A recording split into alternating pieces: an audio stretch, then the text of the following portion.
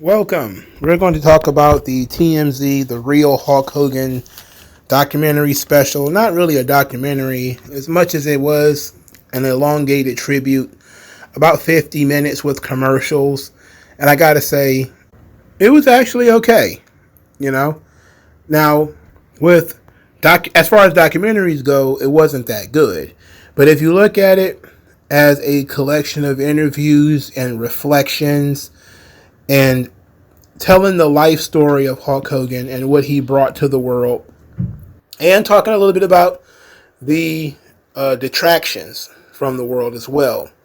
I think that it was actually did a pretty good job. Now, the staff here was the TMZ staff, even though it was hosted on Fox. So it's not a Fox product, it's a TMZ product. And it features a lot of WWE wrestlers like Roxanne Perez and Lyra Valkyria and Charlotte, but also got legends like Goldberg and Mick Foley and Jimmy Hart. So there's a whole lot of different people in here. But of course, the star of the show was Vince McMahon doing his longest interview since this Janelle Grant thing really kicked off.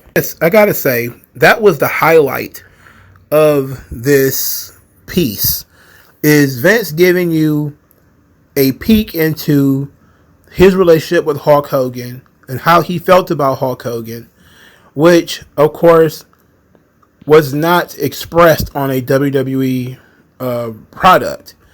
And when you compare what Vince says here about Hulk Hogan, and you compare that to how he talked about, let's say, the Ultimate Warrior, then I think you get a pretty good example of how Vince approaches these personal relationships, where he was kind of curt with the Ultimate Warrior, he was kind of brusque with him, but with Hogan, he even called Hulk Hogan a brother in this piece.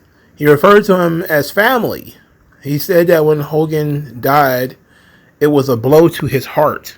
There are these moments where a lizard man like Vince, who doesn't show a whole lot of emotion. Well, he didn't when he was younger. He of course, he shows a lot more emotion now. There's quite a few documentaries where he's tearing up and choking up as he goes along. You know, the Netflix thing he did, and The Last Ride with The Undertaker, he choked up in that one too. He didn't really choke up here, even though I don't think he could, due to the amount of surgery he had in his face. I think that if he actually did try to cry, it'll, be like a cartoon, and it'll just pool up underneath his eyelids.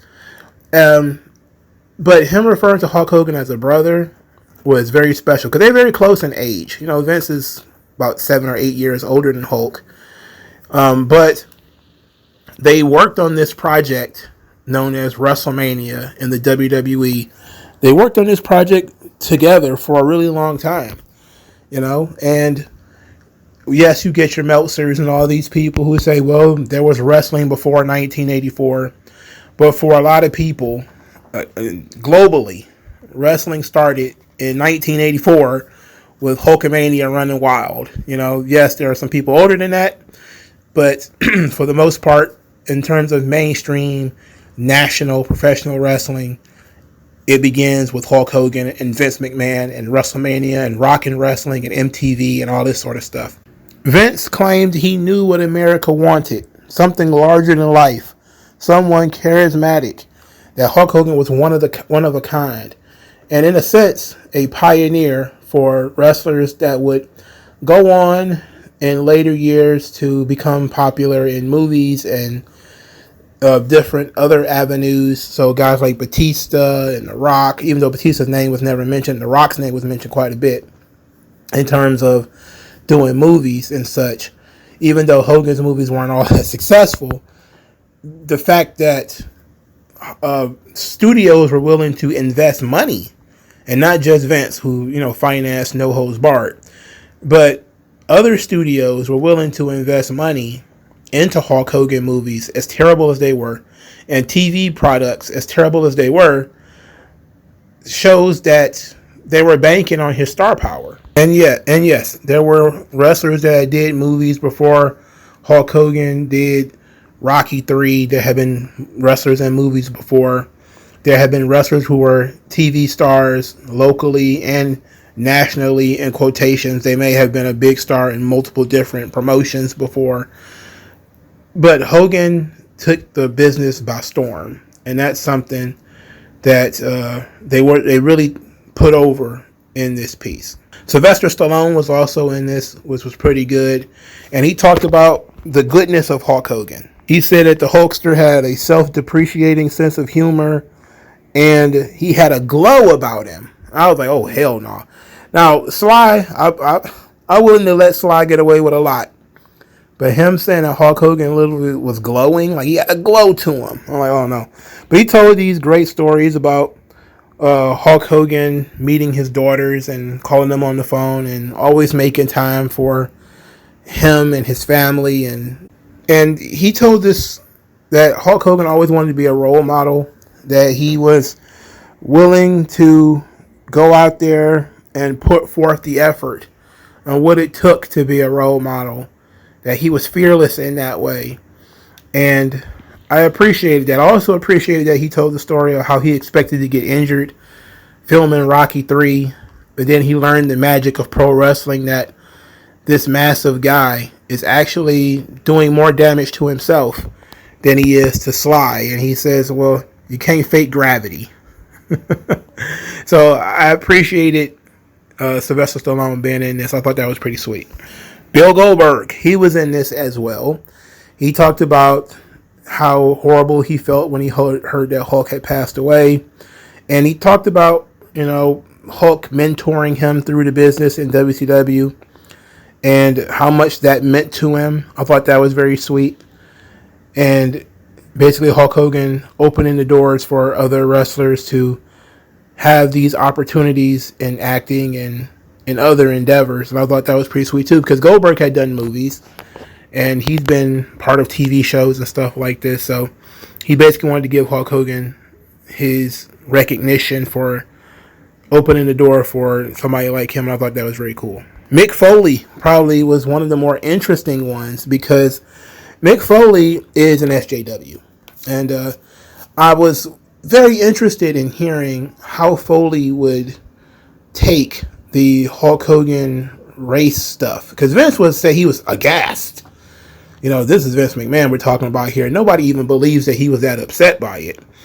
But he did, of course, do business and fired Hulk over it. But Mick Foley, I think, said probably the most rational thing, that if you add up all the good things that Hulk Hogan did, and you add up all the pain that he caused, that the joy and the goodwill that he was able to pass on throughout his life, it sort of overwhelms the pain that he put people through with some of his comments that he made.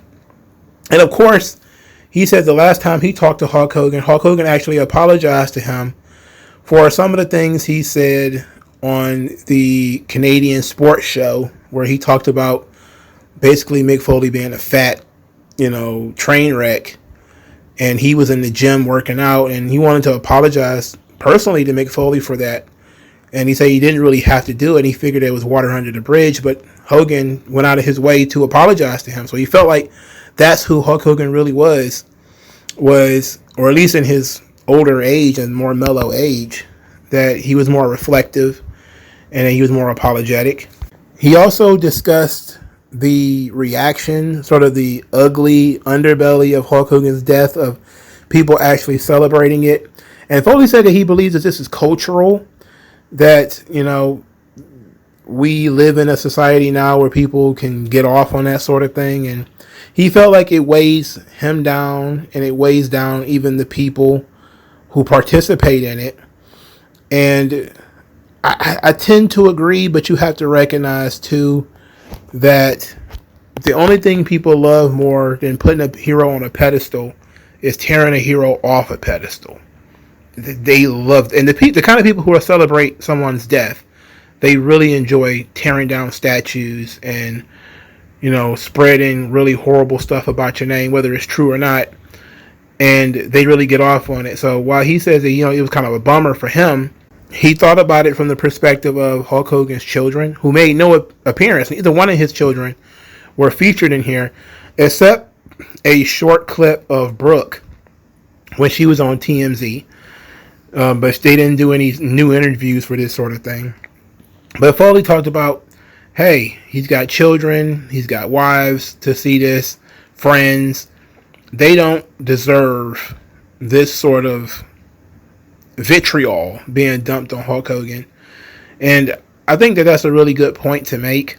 It's not going to matter because these people don't really care about, who they're harming. It's all about themselves in the moment. It's virtue signaling. They don't care about who's being hurt or who's being bothered. They only care that other people see them as good people. And that's really all that matters. Mark Henry was featured in this. And Mark Henry played a really good role here. He was the black guy. That was Mark Henry's role here. And he talked about looking up to Hulk Hogan. And, everybody he knew from childhood watched the cartoon. He wanted to be like Hulk Hogan and was very disappointed to hear about Hulk Hogan's racism. And he said he wasn't going to defend him because he said in those comments that he was a racist.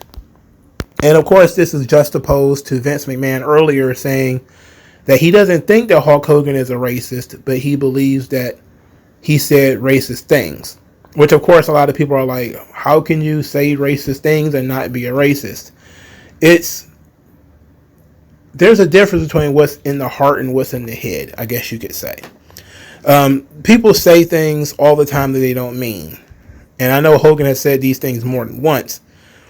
But in any event, just because you say things that are insensitive doesn't mean that you hate people. If you put things in their appropriate context, especially the comments that were made, Hulk was not happy with the guy in question, the guy that Brooke was dating. He didn't like that guy. In fact, if you actually look at it, what he says if he wanted Brooke to date this insert black guy, then why not a 6'8" black guy with $1 million, like some NBA player or something like that. If you're going to date a black guy, don't date this black guy or a black guy like this. Which is, a different perspective on the whole thing. But of course, because he used certain words, that overtook the conversation. Now, do I think that Mark Henry is wrong for his take on this? No, I don't. I don't really overthink it. He is the voice for the upset black wrestling fan that refuses to get over it. Mark Henry said he was more disappointed in the reaction because Hulk Hogan was refusing to do the tour of historically black colleges and and that sort of thing, and Hulk was sort of told not to continue talking about it, likely because he wanted to do some damage control that he could control. And that's the nature of it. Again, like I said, previous times, this seems like a very Vince McMahon thing. Like you got jammed up, you disappear for a while, and you wait for it to blow over. But some things don't blow over like you think they should. And then when you have people who just absolutely hate Hulk Hogan for not just that one thing, but also an accumulation of other things, this was not going to go away. Do I think that it would have worked if he'd went on this speaking tour with Mark Henry? No, I don't think so. Because people don't really care about if you made amends or tried to. In a world that doesn't really value forgiveness, I don't think he would have ever been forgiven. And I don't think it really would have mattered that much. And I think in a sense, you were asking him to go through this humiliation ritual and to be humbled, which probably would have worked for some, but it likely would not have worked in the long term. And because people just don't like the man. And there were other things that he did too that wasn't just the racist part that, rubbed people the wrong way. But I absolutely understand why Mark Henry was frustrated, because he stepped in and tried to help and was rebuffed. And I'm thinking that's a lot of what he said here is based off of that. Not necessarily that he thinks Hulk Hogan is a racist, but because Hulk Hogan didn't try his idea of fixing it. Of course, he has done things since then. I think he was DJing at a party or something like that and was leading some kind of fuck Hulk Hogan chant or something to that effect. That's tasteless. But what can you do? There's nothing you can really do about it.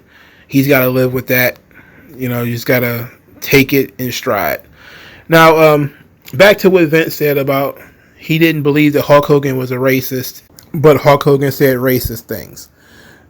I truly believe that it was partially business, but it was partially that Hogan did apologize in the media.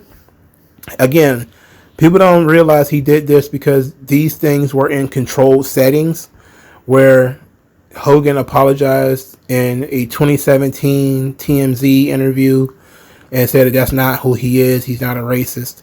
In People magazine, 2015, he apologized. And he apologized in a bunch of other times in public, but these were, again, controlled venues.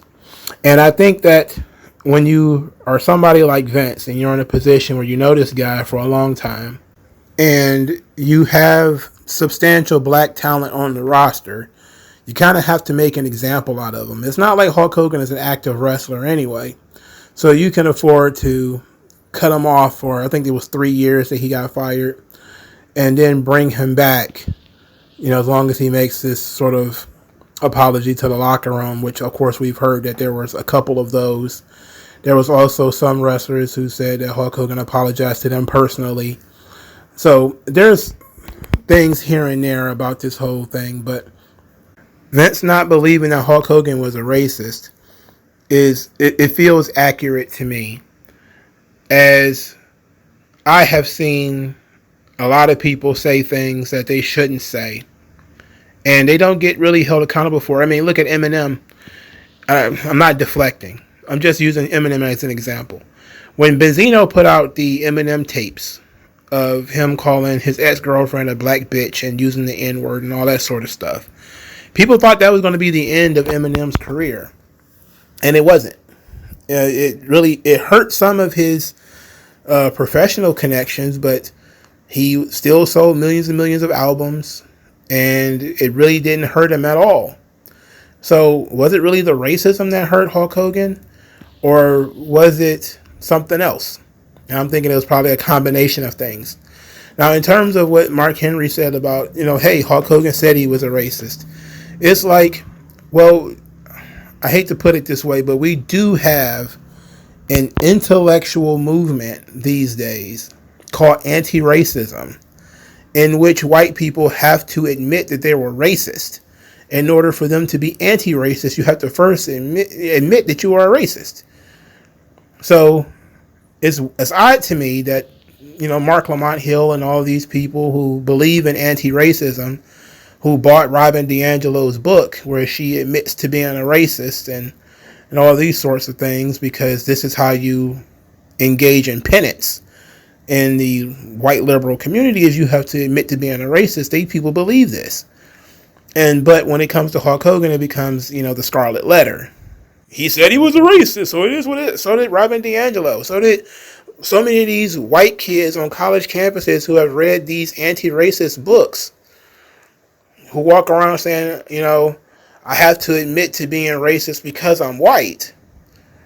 In that context, it's okay to say that you're a racist and to acknowledge unconscious biases, because they are inborn and everything. Like, that's basic sociology today, is that everybody has unconscious bias. Isn't it? That's sociology 101. But in this context, all of a sudden, it's the end-all, be-all when it comes to Hulk Hogan. I do like the part where they discussed, they juxtaposed the Trump speech that Hogan did with his Raw appearance. And what I love this, because they showed, Hulk Hogan on stage for Donald Trump, ripping his shirt, but saying that he's not there as Hulk Hogan, but he just wanted to give the people a taste. But then he comes on Raw, the Netflix premiere, which was his last major appearance for WWE, and he gets booed. And Vince was not happy about Hulk Hogan being booed. He said it's not the way he would have done it, and you had to present Hulk Hogan very special because he's a very special talent, and felt like he was just thrown out there to the wolves, kind of. And I get it. I think these two things are linked a lot more than people are willing to give them credit for. But I like what Mark Henry said about at this point, where he said that going to the Republican National Convention was sort of the one place where he could be Hulk Hogan and people embraced him and people still loved him. Because from WrestleMania 30 to his last appearance in July of 2025, he was getting mostly mixed reactions with some negative stuff there. And then it got mostly negative after he appeared with Trump, of course. It got very negative at that point. That's when he started talking about body slamming Kamala Harris, and people were very mad at him about that. And that all led to him getting booed in January of 2025.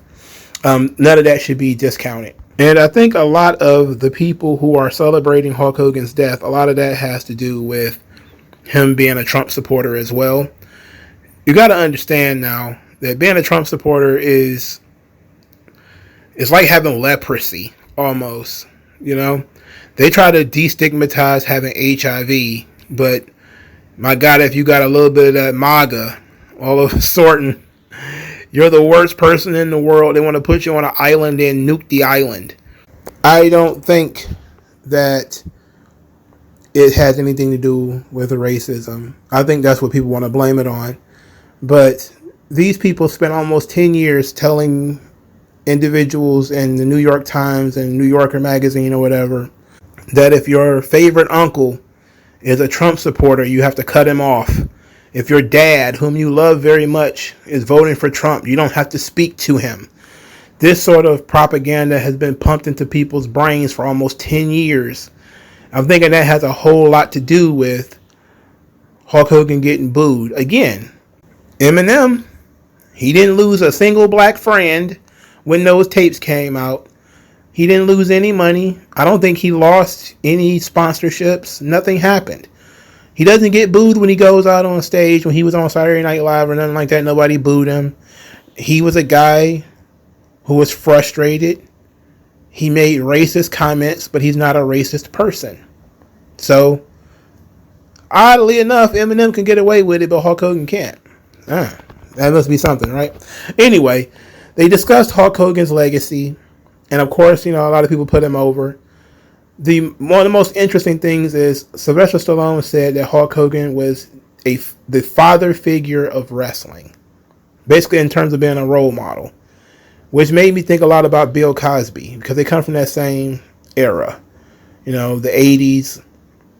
And those guys have been thoroughly discredited and destroyed over the last 40 years or so.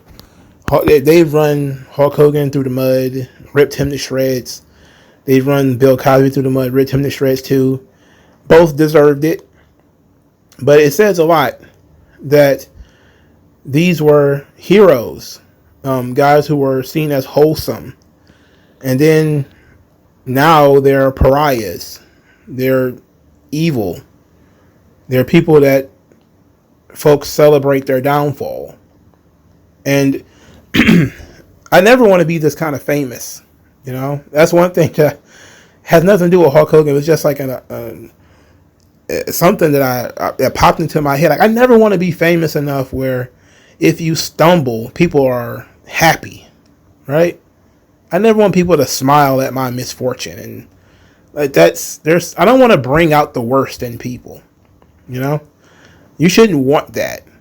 And when I was listening to Jimmy Hart talk about Hulk Hogan, and I take everything Jimmy Hart says with a grain of salt because he was one of Hulk Hogan's biggest supporters and one of his best friends. So when he says stuff like, "Oh, he got Kamala a bigger paycheck," I raise my eyebrow about that. I don't know. But when he talked about Hulk Hogan being emotionally wrecked by the amount of Make-A-Wish kids he had to meet and the dire straits that the kids found themselves in, it can be emotionally draining. And we know that John Cena, he had a similar reaction. And to be quite honest, I would think anybody would. And he should also feel honored that, a child who has some kind of terminal illness wants to meet you before they pass away. And that says a lot about the amount of popularity. In the documentary, there was an audio clip that said second only to Mickey Mouse was Hulk Hogan. I don't know how true that is. I don't even know how one would even look that up. But Hulk Hogan is on the list of people who brought tremendous amounts of joy to fans all over the country, all over the world. And you could see videos of Hulk Hogan cutting promos on 5-year-olds and all that sort of stuff, and it's very sweet and it's all very moving. And you take what Stallone said about him being sort of the father figure, and it's kind of questionable about what kind of father figure Hulk Hogan is, similar to Bill Cosby, but they're not perfect. These guys are not. They might be icons in terms of wrestling, but they're not gods. They're not angels. And human beings that have human faults. Thank God Hulk Hogan's faults were not as bad as Bill Cosby's. But remember, Bill Cosby used to be beloved too. There was a time, about 20 some odd years ago, where Bill Cosby was an ambassador for Detroit Public Schools. And he came to the city and he all of a sudden reinvigorated the Detroit Public Schools and was talking about the glory of school and tried to get kids re-engaged in school. And they tried to use Bill Cosby's celebrity to really push the schools. And then Bill Cosby did the Coca-Cola speech. It wasn't in Detroit where he did that speech, but you could tell that Black America changed on Bill Cosby right then and there. If you don't know what I'm talking about, Google Bill Cosby Coca-Cola speech, and it'll be laid out for you right then and there. When he started being sort of conservative is when people all of a sudden was like, "Oh yeah, Bill Cosby, that rapist." And literally, Michael Larry Dyson wrote about it in his book, Is Bill Cosby Right? It was one of the first times I ever came face to face with Bill Cosby might be a rapist and might have children out of wedlock and all this sort of stuff. Was shortly after that Coca-Cola speech, the entirety of the mainstream black experience turned on Bill Cosby. Similar to Hulk Hogan. People were almost willing to forgive Hulk Hogan until he did that thing with Trump. Then that was it. People were not interested in Hulk Hogan anymore. They hated him. It's where you feel betrayed by somebody that you looked up to. And that's, I think, the cardinal sin of Hulk Hogan, is that there's a lot of black fans who feel betrayed. That Hulk Hogan, the theme song says, "Fight for the rights of every man," but Hulk Hogan secretly hates blacks. But I don't believe that that's true. I truly don't think that other people believe it either. I think there's virtue in, "I'm standing up against racism, dog." All right, sure. But the man's dead. All right. They talked about his legacy, and his legacy is what it is. He transcended the business. Huge star. Now, this piece, this documentary, if you want to call it that, this series of interviews, it was okay. It was solid.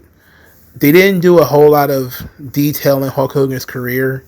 It jumped around quite a bit.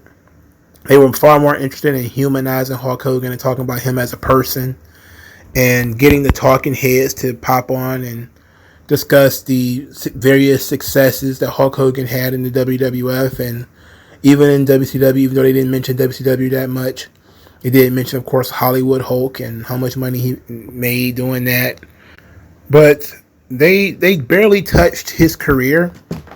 It was mostly a personal profile where they talked about his what he means in terms of pop culture, what his antics like slamming the Giants and all this sort of stuff meant to the United States, what it meant to children, what it meant to his peers and people that he would inspire later. That was all very good. I personally believe that TMZ did a better job of putting Hulk Hogan over than WWE did. And I want to close with talking about Vince not being invited to the 10 bell salute. And he seemingly had feelings about that, but I'm not surprised. Some people even believe that Vince is going to show up to John Cena's final match. I don't believe he will. I think that there's some animus there between Vince and TKO, and they don't want anything to do with him. And rightfully so, because his name is not fully cleared. And even if this thing is over, I don't think Vince will be welcomed back, because welcoming Vince back is sort of opening the door to Vince being back, so they already got that door shut. I'm pretty sure they want to lock it, but it would have been very emotional, and it probably would have been very important for Vince to be able to see Hulk Hogan off, and to be on stage with the boys and his peers and Jimmy Hart and his friends and all this sort of stuff. It would have been very nice, but obviously circumstances were not going to allow that, and he seemed bothered by it, but I don't think he took it personally. But TKO is going to do what they do. So, anyway, I think this did a good job of really putting over Hulk Hogan, and I got to give TMZ and Fox credit because they actually put forth the effort. It's not a good wrestling documentary, but it's a good profile of a celebrity who just happens to be a pro wrestler. Like, share, subscribe. Talk to you guys later. Peace out. No one does it better.